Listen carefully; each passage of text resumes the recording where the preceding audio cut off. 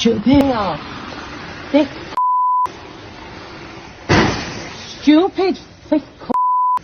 You know the videos I do where I say I can't fathom how so many people can get liability wrong for a collision? Well, this is definitely one of them, because if you hit a stationary vehicle, regardless of where it is, whether it's parked legally, illegally, on double yellows or double reds, or it's stuck sideways on a street that's crippled with ice and snow, you're going to be liable. Before we get into it, if you enjoy my liability reviews, make sure you hit the follow button. So in this clip, we've got a car driver in their car, completely out of control, unable to stop the car on a street laden with ice and snow, coming down a hill and colliding with a stationary vehicle that is stuck sideways at the bottom of the hill in the middle of the road. Hang around till the end of the video for a story about how my driving instructor prepared me for driving in icy and snowy conditions. In this clip, there is essentially only one person driving a car, so naturally only they can be found liable for the collision. You can tell that they're driving negligently from the fact that you can see their brake lights are engaged for the entire duration of the clip, showing that they don't have a Scooby-Doo about driving in icy and snowy conditions, especially when out of control. If you've lost traction, brakes are not going to help you, as your wheels will simply lock and you will slide out of control like the driver did in this clip. If it looks like you're going to get out of control or go into a slide, engine braking is the best way out of this situation. If you've got a manual gearbox, getting it into first or second,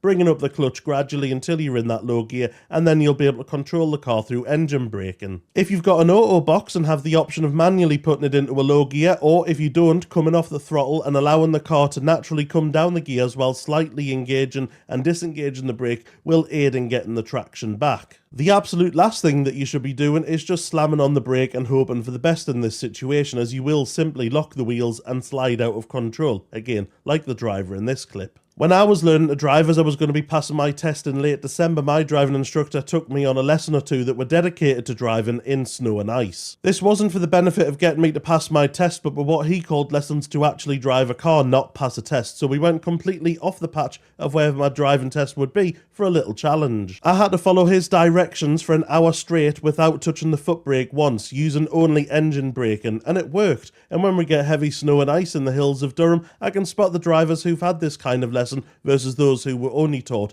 how to pass a test. Lovely jubbly, sound as a pound.